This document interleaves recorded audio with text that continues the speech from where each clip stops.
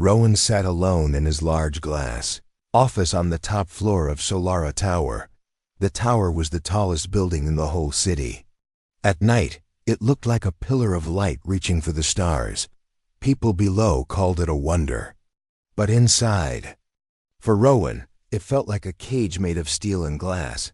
His office had walls of clear glass. He could see the entire city from here. Bright lights, flying cars, people moving like ants far below. He had built this city. Or at least, that's what people said. But sometimes Rowan wondered if the city had built him instead. The clock on his desk showed it was past midnight. He was still at his desk, signing digital papers and looking at reports. He worked every day, every night, even on holidays. Some people said Rowan was a machine, not a man. They said he had no heart, only numbers inside him. But Rowan knew that was not true. He did have a heart. It was just tired and hidden away. Rowan was in his 40s, but his hair was already turning gray at the sides. His eyes were sharp and cold, like two pieces of blue ice. He wore a simple black suit. No one ever saw him smile. He had no pictures on his desk, no family photos, no flowers, only a small metal model of a spaceship. It was a gift from his Azilmse father long ago, before his father left him. Rowan had grown up alone. His mother died when he was young. His father worked far away, always on new colonies in space. He rarely came home. Rowan learned early that people left, but work stayed. So he worked. He worked so hard that soon he owned buildings, companies, entire industries.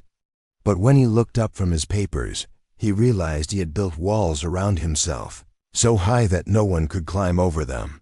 Tonight was just another night. Rowan signed the last report and looked out at the city again.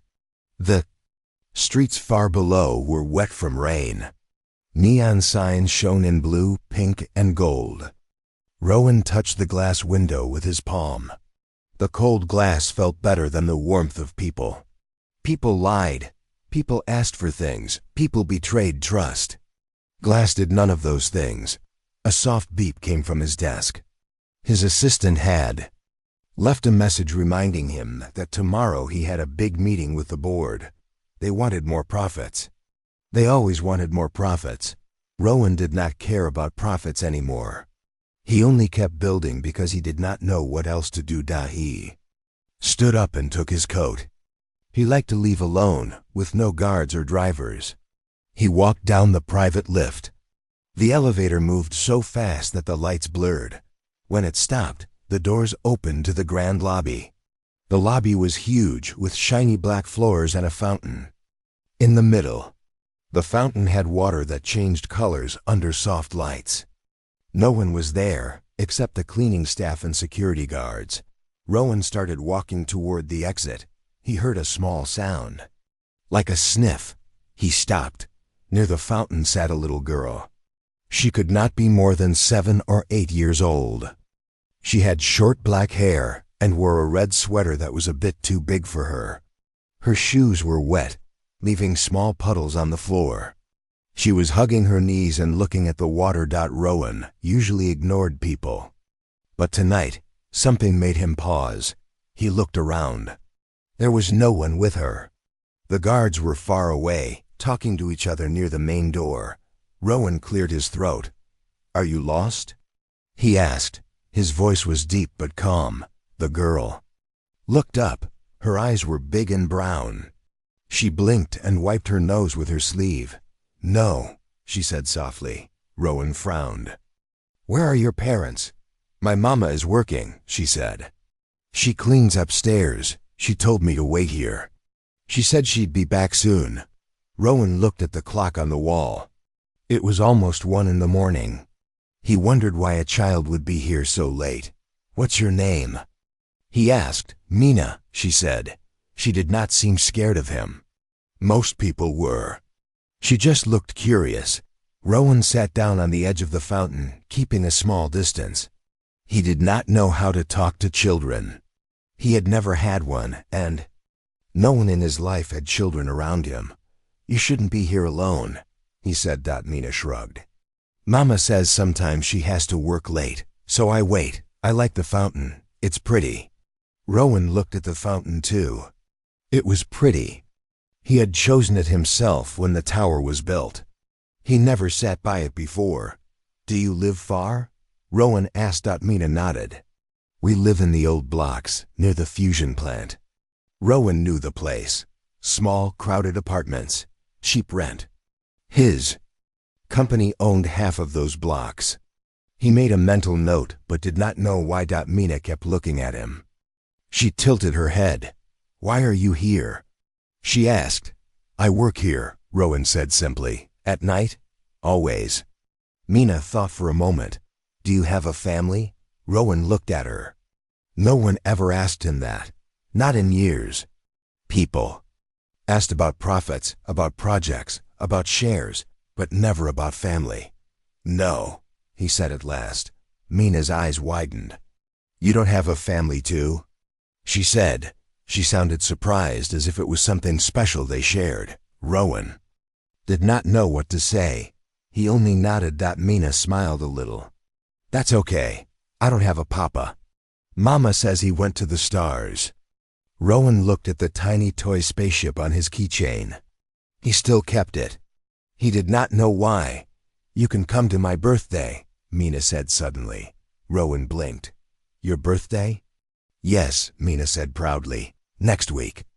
Mama said I can. Have a cake. You can come if you want, so you won't be alone. Rowan wanted to say no. He wanted to tell her he was too busy, too important. But when he looked into her bright, trusting eyes, the words did not come. Maybe I will, Rowan said quietly. Mina smiled wide. For a moment, the cold, empty tower did not feel so empty anymore. Rowan did not sleep well that night.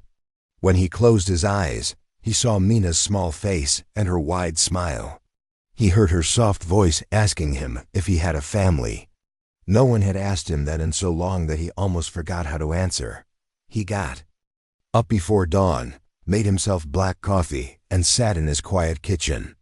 The kitchen was clean and cold, with shining counters and perfect glass walls, just like his office. He had chefs, but they only came when he called. Mostly, he did not bother. Food was fuel, nothing more. He looked at his calendar. Meetings, reports, calls with the board. Everything planned down to the last minute. He tapped his finger on the table and thought about Mina's birthday. Why did he say, maybe? He never said maybe to anything. For him, it was always yes or no. Rowan arrived at Solara Tower at sunrise. The lobby still smelled faintly of cleaning soap. He looked at the fountain. There was no sign that a little girl had been there at all. It made him feel strange, as if he had dreamed it. His assistant, Corin, was already waiting with a tablet full of files. Corin was young and fast-talking. He admired Rowan. He wanted to be like him. Rowan sometimes felt sorry for him. Good morning, sir, Corin said. Today you have. How many cleaning staff work here? Rowan asked, cutting him off. Corin blinked. Cleaning staff? Sir, we use a contract service. About 30 people each night. Why? Do they bring children here? Corin looked surprised. Not usually, sir. But some mothers have no choice. The night shifts pay more. Rowan did not say anything more. He just nodded and walked to the elevator. Inside, he stared at his reflection in the shiny doors. He looked tired. More than tired. He looked empty. Up in his office, the city was waking up. Flying cars made silent trails in the sky. Robots cleaned the streets. Neon signs blinked off as daylight broke through the gray clouds. Rowan tried to read reports, but his eyes kept drifting to the fountain below. He wondered if Mina got home safe. Did her mother know she talked to him? Did her mother even know who he was? He pressed a button on his desk. Corin's voice answered right away. Yes, sir? Find out where the cleaners live, Rowan said. All of them. Especially the night shift. Corin hesitated. All of them, sir? Yes. Hours passed. Rowan sat through meetings, listened to shareholders complain about rising costs, and promised better numbers next quarter. He nodded, but his mind was far away. He pictured narrow streets and small rooms. He remembered Mina saying, "So you won't be alone." When the day ended, the city turned gold with sunset light. Rowan did something he had not done in years. He left his driver behind and walked out alone. He wore a simple coat and pulled the collar up so people wouldn't stare. Even so, some people still looked at him. His face was on news screens and business articles every week. He walked past shiny shops and tall towers. Then he crossed a sky bridge to the older part of the city. Here, the streets were cracked. The lights flickered. The air smelled of old food and rusted metal. Families sat outside small shops. Children chased each other in narrow lanes. Rowan felt eyes on him. Some people knew him, the richest man in the city did not belong here, but no one stopped him. They only watched. He reached the blocks near the old fusion plant. He remembered Mina's words. The buildings here were tall but tired. Paint peeled from the walls. Pipes leaked water into the street. Some windows were broken and patched with plastic sheets. Rowan stood on the corner. He watched people coming home from work, men in gray uniforms, women with tired faces. Some children laughed and kicked a ball that bounced off the walls. Their shoes were torn, but their laughter was loud. Rowan did not know what he was looking for. He just stood there. Then he heard a small voice. "Hey, you're here." He turned.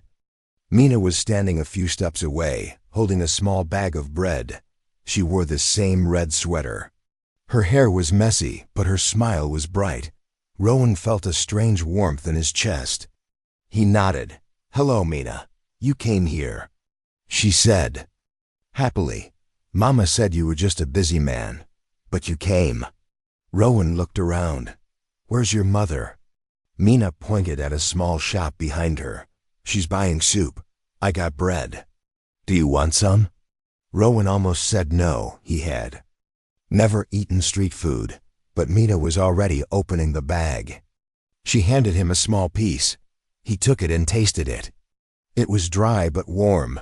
"Thank you," he said. Mina laughed. "You eat like a robot," she said.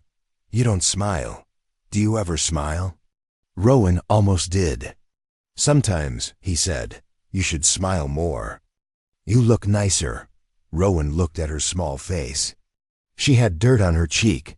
He took out a clean cloth from his pocket and gently wiped it away.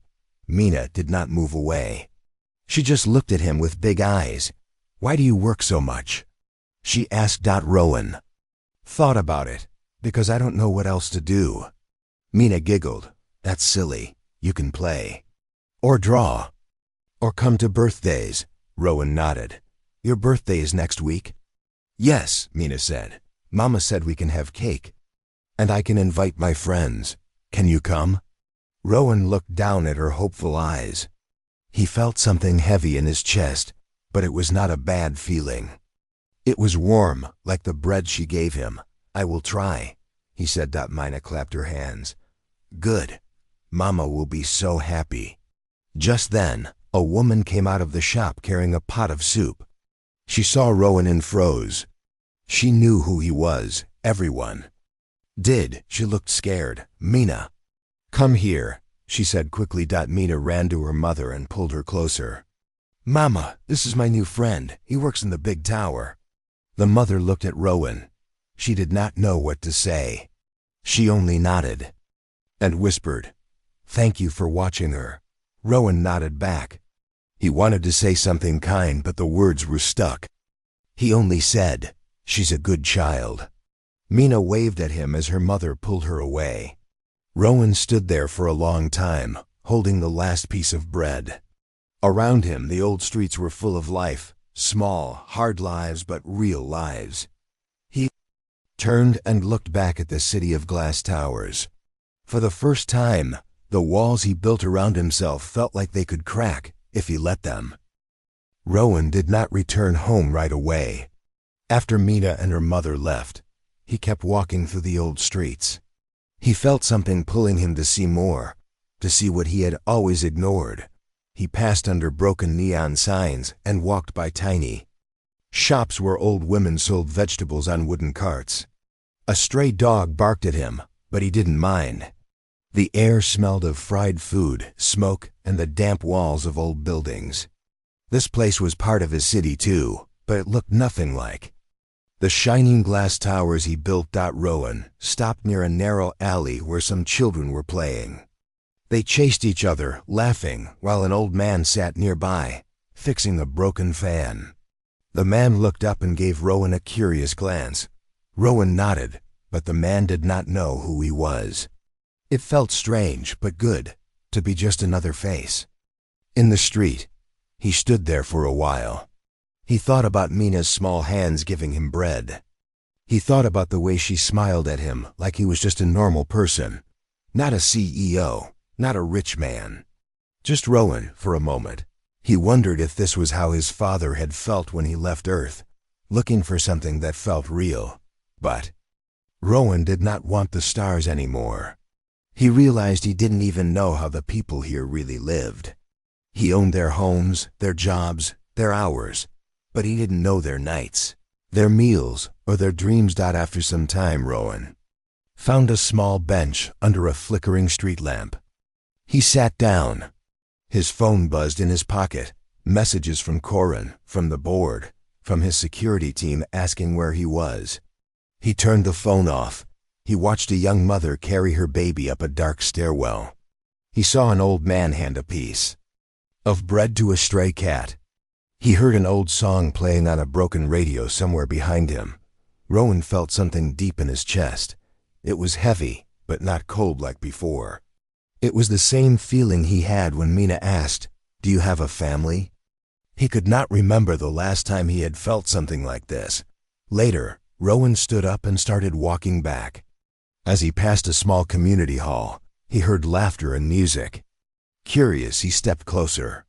Inside, some families were sitting together on plastic chairs, sharing food. There were colorful paper flowers on the wall and old lights hanging from the ceiling. It was not fancy, but it was warm. He stood by the open door and watched. A boy about Mina's age saw him and ran over. "Do you want to come inside, Uncle?" The boy asked in a shy voice. Rowan was surprised at the word uncle. No one had ever called him that. He looked at the boy's hopeful eyes and almost said yes. But he shook his head gently. "Thank you," Rowan said, "but not tonight." The boy smiled and ran back to his friends. Rowan stood there a moment longer, then turned away. He felt something inside him shift, like a piece of ice melting. When he finally got back to his apartment high above the city, it was almost morning. He sat at his kitchen table and took out his small metal spaceship. He turned it in his hand. Slowly, his father had given him this model before leaving for the Mars colonies. He remembered the last thing his father said, "One day you'll build your own stars." Rowan had built towers, stations, orbital ships, but not stars. Not for himself. He put the spaceship on the table and stared at it until the sun rose.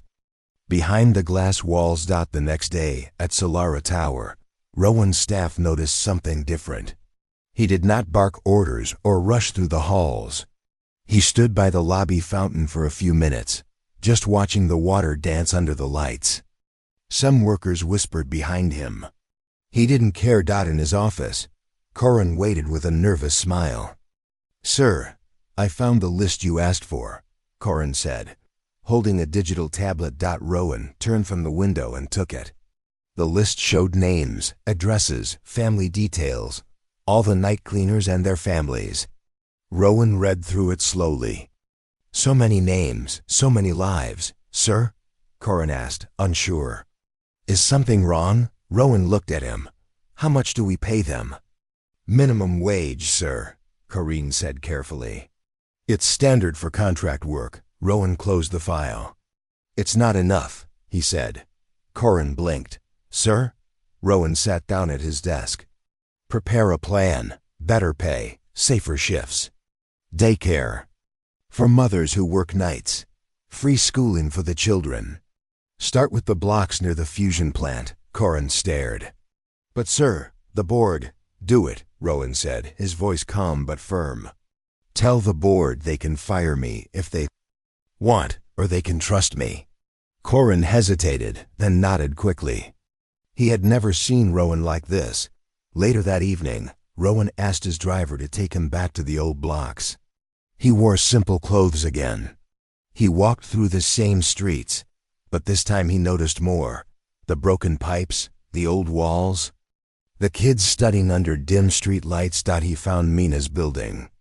It was a narrow structure with peeling paint and cracked stairs. He stood outside for a few minutes. He did not go in, not yet. He just wanted to see it. A boy near the door saw him. Who are you looking for, uncle? The boy asked politely. Rowan smiled a little. Just a friend, he said. When he turned to leave, he saw Mina at the end of the street. She was holding her mother's hand, carrying a small bag of vegetables. Mina spotted him and ran up. You came again, she said happily.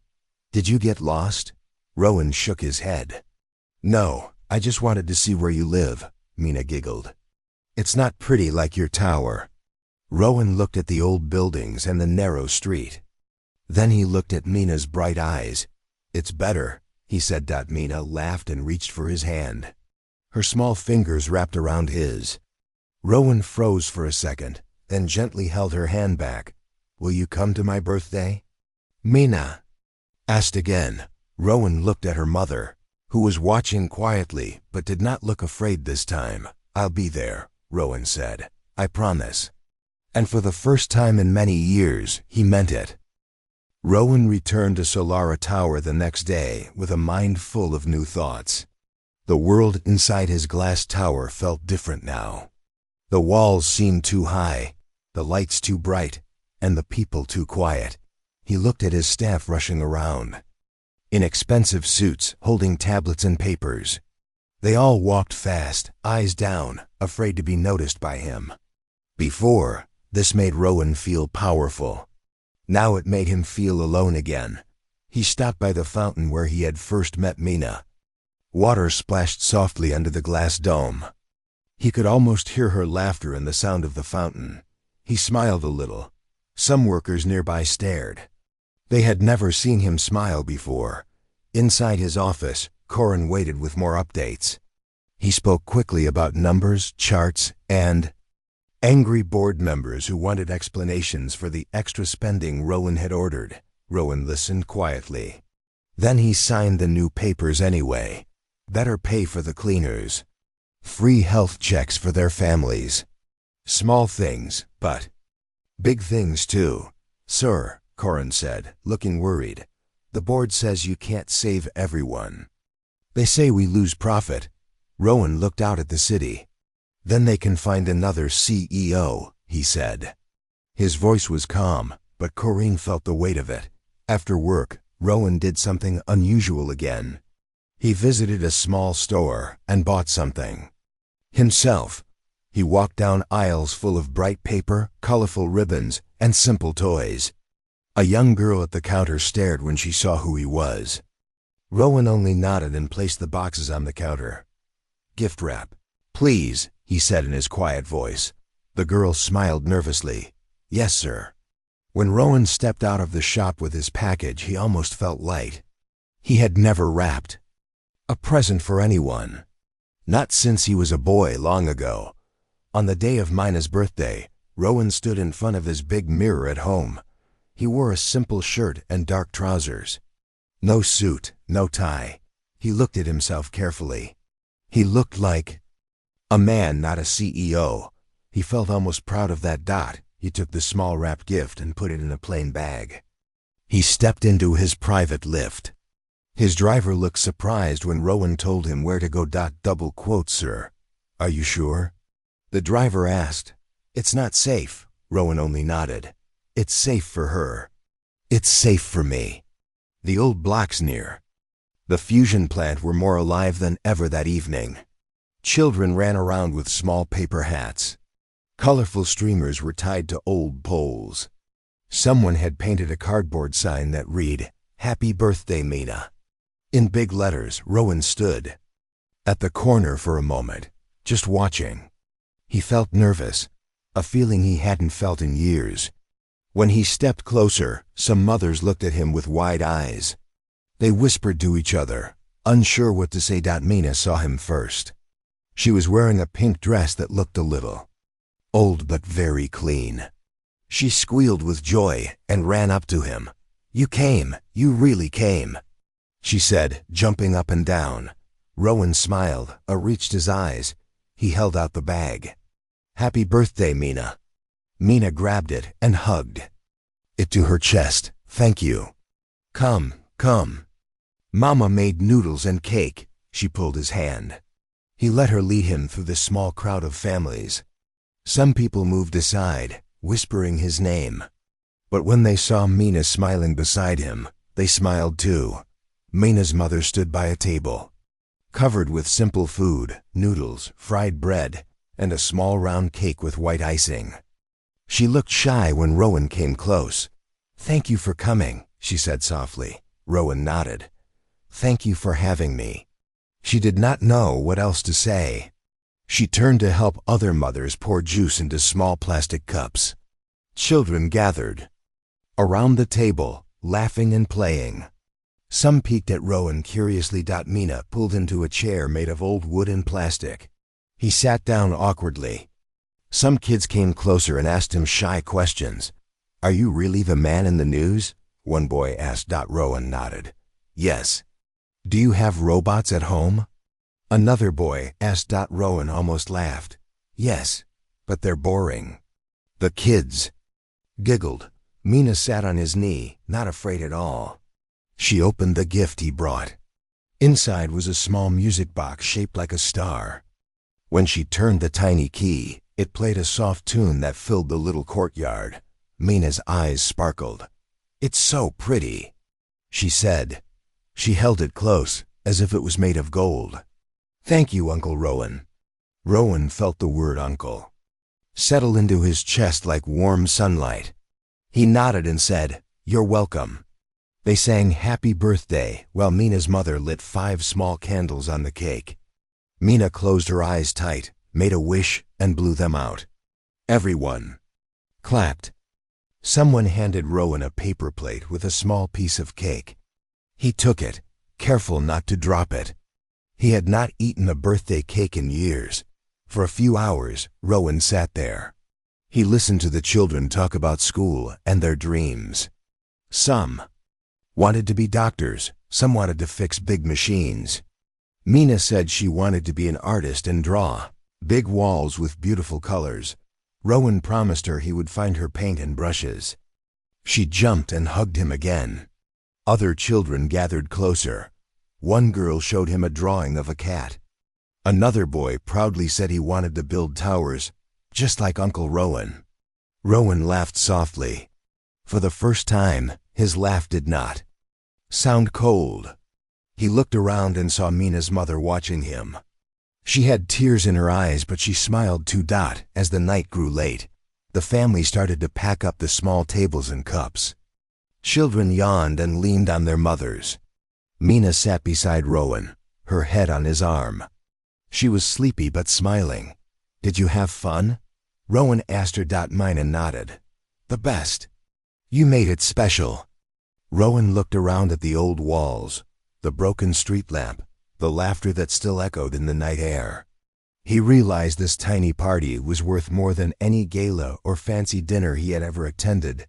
When Mina's mother came to take her inside, Mina hugged Rowan one last time. "Will you come again?" she asked sleepily. Rowan bent down and whispered, "I will always come if you want me to." Mina smiled and closed her eyes. Her mother carried her up the stairs. Rowan watched them until they disappeared into the old building. Then he turned and looked at the other families cleaning up the small party. Some nodded at him, not as a rich man, but as someone who was welcome. For the first time in many years, Rowan did not feel alone. After Mina's birthday party, Rowan felt something inside him change. He could not explain it to Corin or to the board or even to himself. But every morning, he woke up and thought about that small street, the old buildings, and the warm smiles. He saw their dot at Solara Tower. People noticed it too. Rowan still worked long hours, but he spoke softer now. He asked questions he never asked before, about people, not just numbers. One morning, he even walked through the staff cafeteria and sat down at a table full of junior workers. They froze, unsure if they should stand or run away. Rowan only asked, "How is the food here?" One young man with nervous eyes said, "It's okay, sir." Rowan tasted the soup. "It needs more salt," he said with a small smile. The workers laughed carefully, but they relaxed. Corin watched all this from a corner, scratching his head. He had served Rowan for years, but never seen him act like this. One evening, Rowan left his tower early. He carried a small paper bag filled with bright paints, brushes, and a pack of blank drawing sheets. He asked his driver to take him back to Mina's street. When he arrived, Mina was sitting outside her building with chalk in her hand. She was drawing flowers on the dusty wall near the stairs. Her mother sat nearby, mending clothes under a dim light bulb. When Mina saw Rowan, she jumped up and ran to him. "Uncle Rowan." She squealed. Rowan knelt down and showed her the paper bag. "For you, little artist." Mina peeked inside and gasped. She pulled out the paints, brushes, and papers. She hugged him so tight he almost lost balance. Mina's mother watched them with soft eyes. "Can I paint here?" Mina asked, pointing at the dirty wall. Rowan looked at the wall, cracked, stained, forgotten. He nodded. "Paint anywhere you want." Mina opened the paint bottles and dipped her brush in bright blue. She started to paint big flowers and stars. Rowan sat down on the step beside her. For a while he just watched. Each brushstroke felt like a small spark of hope. Some children came running to see. Mina's mother brought old rags for them to wipe their hands. A boy asked if he could paint too. Mina gave him a brush. Soon, 5 children were painting side by side, laughing and pointing at each other's messy hands. Rowan looked up at the dull building walls. He had built towers that touched the sky, but these walls, covered in bright flowers and small stars, felt more beautiful than all his glass buildings. Later, Mina's mother brought Rowan a cup of warm tea in an old metal cup. She sat on the step near him. They did not speak much, but it felt peaceful. "Thank you for the paints," she said softly. Rowan shook his head. "Thank you for letting me come here." She looked at him, a little surprised. She wanted to ask why a man like him wanted to sit here on a broken step instead of in his shiny tower. But she did not ask. Maybe she already knew. As night fell, Mina finished her painting. She stepped back proudly. The once plain wall was now full of flowers, stars, and tiny smiling suns. "It's beautiful," Rowan said. "It needs more." Mina giggled. She pointed at another wall. "Next time, I'll paint there too." Rowan promised to bring her more paint. He also promised himself that he would fix the broken lights in her street. Maybe repaint the old stair rails too. Small things, but they mattered here. Days passed. Rowan kept visiting Mina's neighborhood.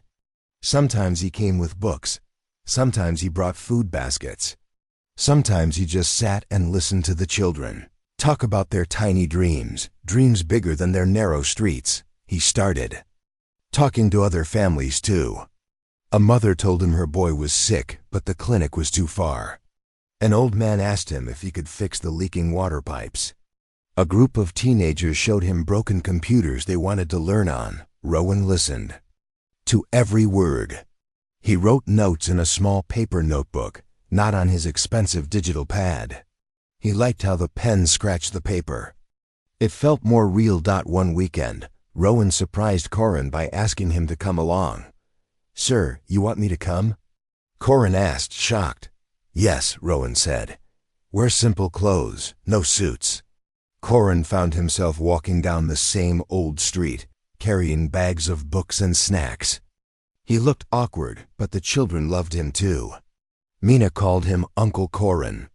Corin nearly dropped a bag when she hugged his leg.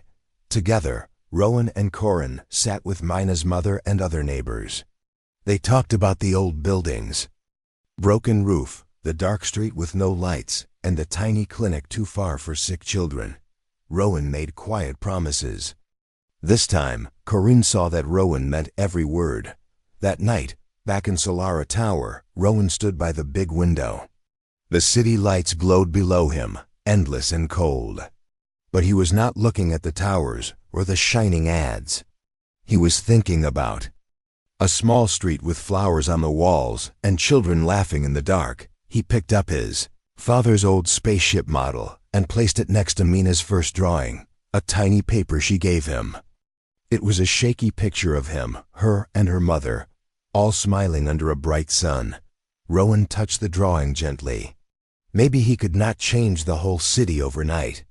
Maybe he could not buy stars for everyone. But he could open small doors, fix broken things, bring colors to dark walls. He could be there when Mina painted her next son. And maybe, just maybe, he could find the family he thought he had lost forever, right here, among people who had nothing but shared everything. Rowan woke up early these days. Before the sun rose behind the tall towers, he sat near his big window with a cup of plain tea. He did not open work files right away. Instead, he looked at Mina's drawing pinned beside his father's spaceship. Modeled out in the drawing, Mina had drawn 3 stick figures, Rowan, Mina, and Mina's mother. They stood under a big yellow sun with flowers and birds all around. It was simple, but for Rowan, it was more precious than any painting he had ever bought. One morning, Corin brought him the usual reports. Numbers, profit sheets, emails from the board, all asking about Rowan's strange expenses these days. Free meals for workers, small bonuses, repair funds for old apartments in the city's forgotten corners. Sir, the board is upset. Again, Corin said carefully. They think you're wasting money. They want you to explain. Rowan looked up from the simple sandwich he was eating. One Mina's mother had packed for him last night. Tell them, Rowan said calmly, that I'm investing in people, not wasting. Corin smiled weakly. They won't understand. That, sir. Then they can find someone else, Rowan said again. This time Corin did not look surprised. He only nodded. He had started to understand too. Later that day, Rowan asked Corin to call a few trusted engineers. He wanted them to meet him, not in his glass office, but at Mina's street. Corin thought they would refuse. But when they heard the CEO himself would be there, they agreed. Rowan stood on the broken road, pointing at cracked walls, old pipes, and rusted doors. He explained what he wanted. We will fix these buildings, Rowan said. Safe roofs, clean water, bright lights. A small community hall where children can study, and color, lots of color. The engineers were surprised. Some of them had only seen Rowan in meetings where he talked about skyscrapers and sky bridges. Now he was pointing at leaking pipes and laughing children with equal care. While Rowan spoke to the engineers, Mina ran around with her friends. She came to him again and again, pulling his hand, showing him her new paintings. One wall now had a big sun, bigger than before. Another wall showed a cat chasing stars. Look, Uncle Rowan, she said proudly. Do you like it? I love it, Rowan said every time. And he meant it. Soon, word spread in the neighborhood. People gathered around when they saw workers measuring walls and roofs. Mothers whispered to each other, could this be true? Would the richest man in the city really fix their old homes? An old woman with kind eyes came to Rowan. Sir, she said softly, why are you doing this for us? Rowan thought for a moment. Then he looked at Mina, who was busy mixing colors in an old tin can. Because I should have done it long ago, he said honestly. The old woman nodded. She placed a gentle hand on his arm. No one had touched him so kindly in years. Rowan felt a warm feeling in his chest, the same feeling he had found at Mina's birthday. The work began the next week. Trucks came with bricks, pipes, paint, cans, and new glass for broken windows. Workers climbed ladders and laughed with children watching below. Some fathers in the block offered to help, carrying heavy bags and handing out tea to tired workers. Rowan visited every other evening. He wore simple clothes and carried a notebook. He asked questions, listened to problems, and found quick answers. When a family's old door broke during repairs, Rowan bought them a new one himself. When a baby fell sick, he sent his own doctor to check. Corin often stood beside him, taking notes. At first, Corin thought this would be a short project. But as the days turned into weeks, he realized Rowan meant every nail, every brick, every drop of fresh paint. One rainy evening, Rowan stood under a makeshift roof, watching the rain wash away dust from the new walls. Mina came running to him, laughing and holding a tiny umbrella shaped like a frog. She offered it to him, though it was too small for his head. "Uncle Rowan, you'll get wet," she said. Rowan knelt and held the tiny umbrella anyway. Mina's laughter mixed with the sound of raindrops. Some workers stopped to watch them. They whispered to each other. It was strange but good to see their CEO like this, simple and real. Mina's mother came out with a cup of tea in an old steel mug. She handed it to Rowan, who took it with both hands. Warm tea, warm hands, warm hearts, small things. But they made him feel alive. When the rain stopped, the workers returned to their tasks. Mina's mother sat beside Rowan under the small roof. "Thank you," she said softly. Rowan shook his head. "Don't thank me. I'm only fixing what should never have been broken." She smiled. "You're a good man, Rowan." Rowan felt those words settle deep inside him. Good man. He had been called powerful, rich, ruthless, but never good. He wondered if he really was. But maybe, for Mina and her mother, he could try to be. By the end of the month, the old block looked brighter. The walls had fresh paint. New lights shone in the dark lanes. Water tanks worked again. The small clinic reopened with clean beds and a young nurse hired by Rowan's company. On the day the last wall was painted, Mina made a new drawing for Rowan. This time, she drew the whole building, covered with flowers and stars. On the side, she drew herself standing next to Rowan, holding paintbrushes together. When she gave it to him, Rowan looked at the shaky lines and bright colors. He smiled and promised her, "One day, we'll paint every street like this." Mina laughed and clapped her hands. "Yes, all streets must have flowers." Rowan looked around. He saw families smiling at him. He saw children playing in new light. He saw hope, real and alive, not written in numbers on a screen, and deep inside. Rowan knew this was just the beginning. A month passed after the last wall was painted, and the once forgotten street had turned into a place people from other parts of the city now came to see. Children's drawings covered the walls. Small plants grew in old tin cans along the steps. The broken streetlights now shone bright every night. Rowan stood at the corner, looking at it all. He watched Mina and her friends running up and down the new steps, giggling as they showed off their clean clothes and bright shoes. Some families sat outside, talking in low voices, smiles on their faces. There was life here, loud, honest, and warm. Corin came up behind Rowan, holding a folder. "Sir, the board sent another letter," he said quietly. Rowan did not look at the folder. "What do they want now?" "They think you're giving too much," Corin said. "They say this neighborhood was not part of any business plan. They're asking you to step down if you don't stop spending money on these people." Rowan gave a small smile. He looked at Corin, his old friend who had stood by him for so many years. "What do you think, Corin?" he asked. Corin held the folder tightly, then closed it. "I think they don't understand what you're building." "Here, sir, but I do," Rowan nodded. "Good, then let's build more." Corin laughed, the sound light and free.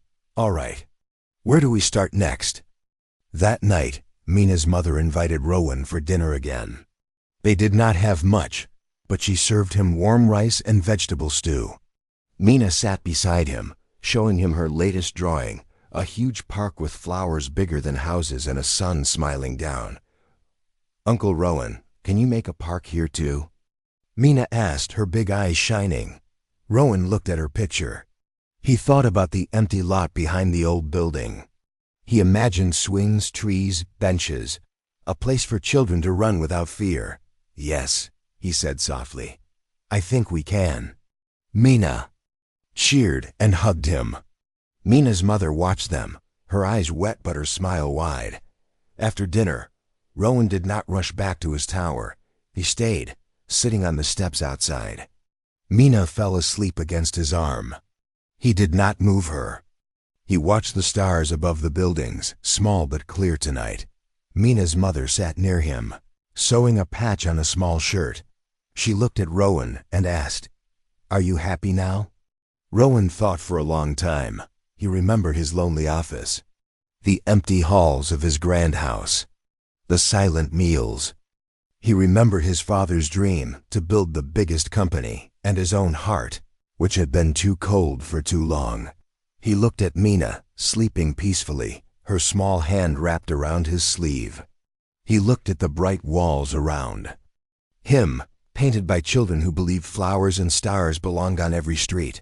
"Yes," Rowan said quietly. "I think I am." The next morning, Rowan stood before the board of Solara Corp. He wore a simple suit, no tie, no fancy watch. The board members stared at him from behind long tables covered in files. One of them, an older man with sharp glasses, said, "Rowan, your personal spending is hurting the company's profits. We can't allow you to continue." Rowan stayed calm. "I built this company to reach the stars. But what good are stars if people on the ground are left in the dark?" A woman from the board snapped her fingers on the table. "Business is not charity, Rowan." Rowan looked at her, then at all of them. "Then maybe you need a new CEO, one who counts money but forgets people." They fell silent. Some looked angry. Some looked ashamed. Rowan stood tall. He placed his father's old spaceship model on the table. "My father wanted us to fly high, but I want us to stand strong, together. So I'll step down if I must, but I won't stop helping people who need us." He turned and walked out. Corin waited for him outside, holding Rowan's coat. "So, are we fired?" Corin asked, half-joking. Rowan smiled. "We're free." The news spread quickly. Some people were angry, but many more came forward to help Rowan. Old engineers, young architects, teachers, nurses, all offering time and skills to build more safe homes, parks, clinics, and schools in places people had forgotten. Rowan did not hide behind glass doors anymore. He stood in the middle of dusty streets and empty lots, planning gardens and playgrounds. He spent his evenings drinking tea with mothers and listening to old men's stories. He found that the more he gave, the more he received. One evening months later, the park behind Mina's building opened. The old empty lot was now full of green grass, colorful flowers, and swings that creaked with children's laughter. Families came together to celebrate under strings of small lights. Mina ran up to Rowan and pulled into the middle of the new park. "Uncle Rowan, push me," she shouted, jumping onto a swing. Rowan laughed and pushed her gently, watching her fly higher each time. Mina's mother stood near him, holding cups of warm tea for everyone. Corin helped carry small cakes and juice boxes to the children. Rowan felt someone tug at his sleeve, a boy with shy eyes.